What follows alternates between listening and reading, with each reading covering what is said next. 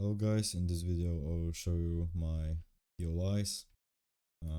You will be able to understand my analysis a bit better after understanding what points of interest do I use. And I usually take entries of these, only these. So let's start. The first one is the EG, the engulfing, which is this. When a candle of the opposite side gets engulfed, this is the order block, the EG, whatever you want to call it. And then I will look for entries around this area. It's usually from the higher time frame. And for the bullish EG, same but opposite. And I look for longs of this area. Also, something that I don't really see people use, hidden base, which is also like a hidden EG. I use it a lot and it's a very good point of interest, and I will show you examples later. Okay, so let's continue. The second one is SNR, basic SNR, MSNR to be exact, and it's the bodies, the top of the bodies of two candles. So in this case it would be something like this, and then something like this. And you can also take entries of these levels. They're a bit less accurate, especially on higher time frames, because you can pretty often see that the price will top, then roam around a bit under the level and then go up. So this roaming around under the level is basically a wick. So for SNR I usually have some sort of confirmation, which is usually a lower time frame EG. I will show you examples later. And then same for the hidden base, which would be an open close level. Like it's some people call it kissing candles, and you can also take entries of this. And same for bullish trades, but opposite in this case. So now I will show you some examples so you know how to use it. And yeah, let's go to Nasdaq.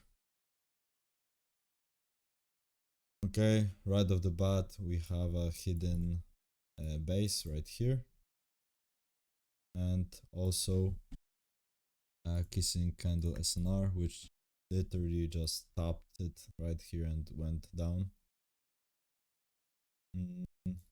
Same here, but we didn't get a perfect entry of the SNR here, but we have the hidden base.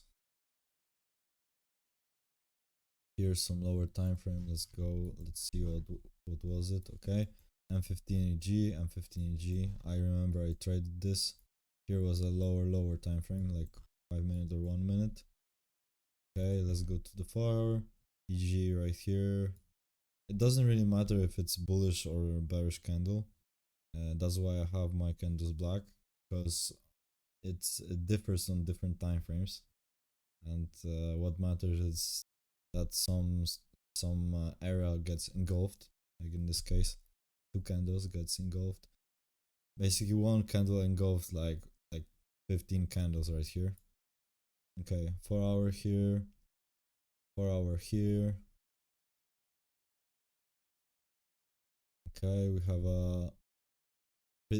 I'm pretty sure it's a 1 hour, and then kissing candles right here. Perfect entry of the SNR. Here I don't think it topped. Yep. Here's an SNR.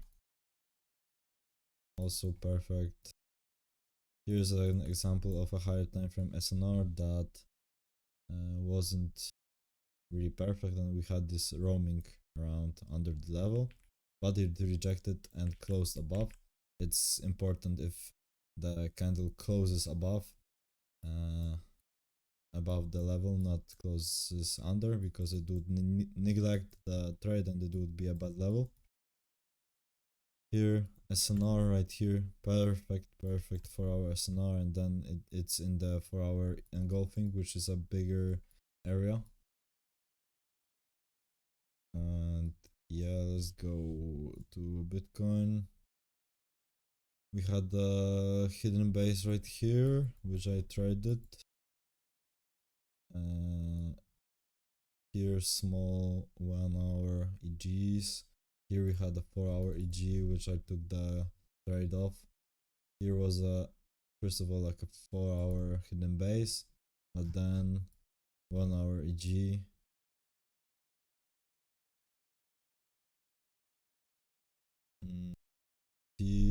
Here was like small EGs. Let's go to the 4 hour again. I'm not sure what level was this. Maybe daily. Yeah, daily EG, which was very powerful, as you can see.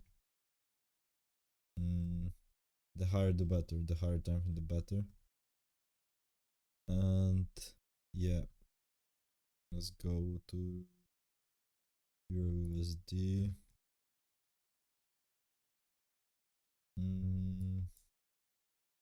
Do we have some proper levels here? Okay, let's mark it right now.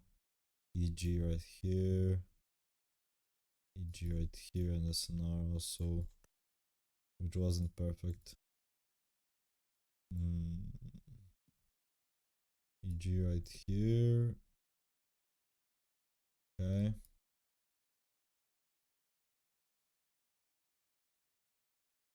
Let's see. EG right here. And also it's probably like an SNR of a daily or something. Here, hidden base. And also SNR right here.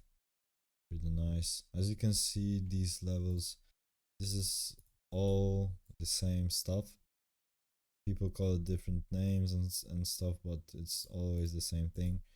And also what you can do is, if a EG fails, you can look for entries in the opposite side. So in this case,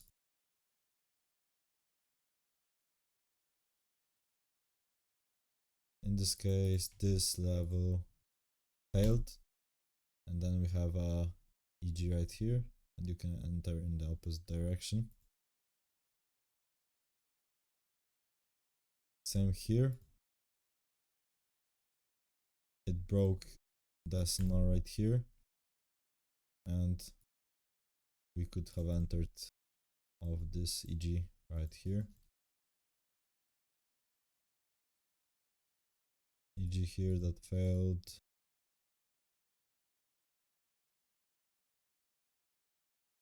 EG, perfect one here. If we have a consolidation, like in this case, you can mark the whole consolidation that got engulfed, because sometimes it's not that perfect. Obviously, it's trading, nothing is perfect here. Look at this precision, man or woman. Hidden base, bruh. You cannot do anything bad if you know this stuff. Okay, let's go to another pair. Okay, GBP JPY right off the bat for our EG right here.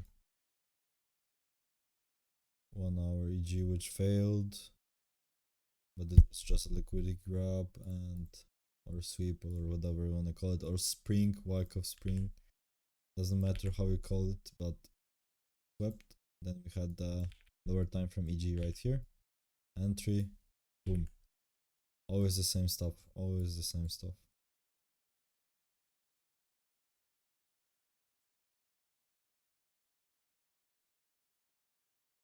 Okay, let's see.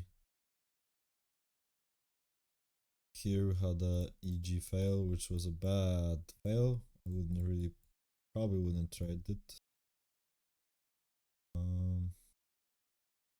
Here on the wicks there is usually a lower time frame EG which failed.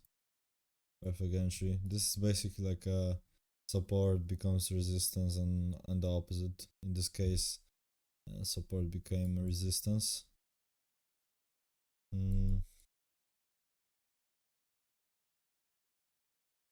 And yeah, we had a level here. I don't know why I haven't marked in gray.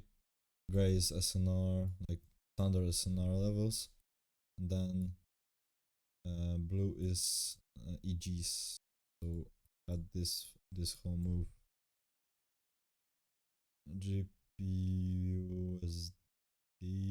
Let's go. Okay, I will show you SNR on gold because it's very powerful.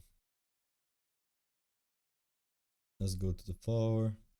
Okay, I'll grab another chart because I have my chart a bit messy. Okay. So let's see.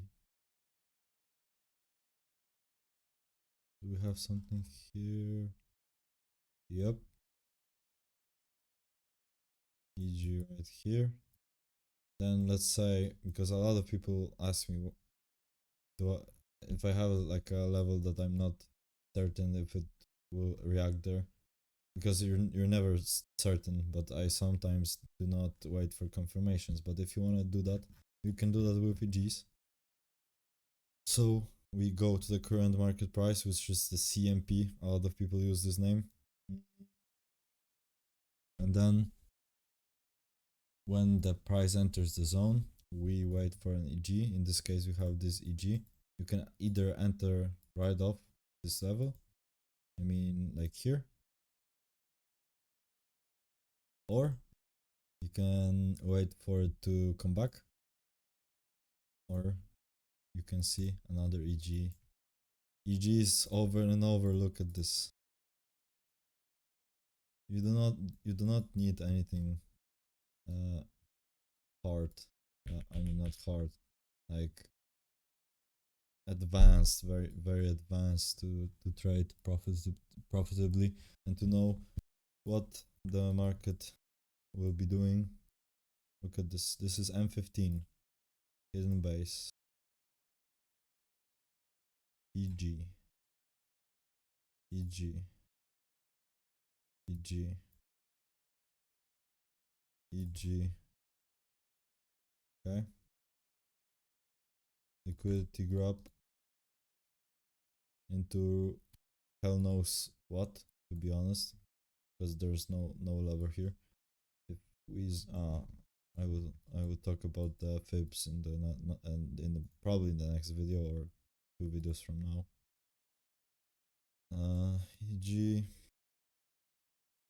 EG. Also, the best EGs are when the candle that engulfs is like a big imbalance candle, like this one, but this is in a downtrend. EG with a liquidity grab. EG. Same stuff over and over again. If you know liquidity, if you know market structure, and if you know what POIs to look for, you cannot really go wrong, to be honest. EG. There are a lot of advanced stuff that I know that obviously help me build my narrative and stuff, but to be honest, this is all you need to know to be profitable, because the whole trading stuff, this is a big rabbit hole. You don't need to go into this advanced stuff right away, or even you don't need to do it at all, to be honest. EG. Okay. EG. Even today we already had a couple setups with the EGs. Then for this I will look for the liquidity grab. Where's my brush? Oh, So let's say we don't really have a nice level here.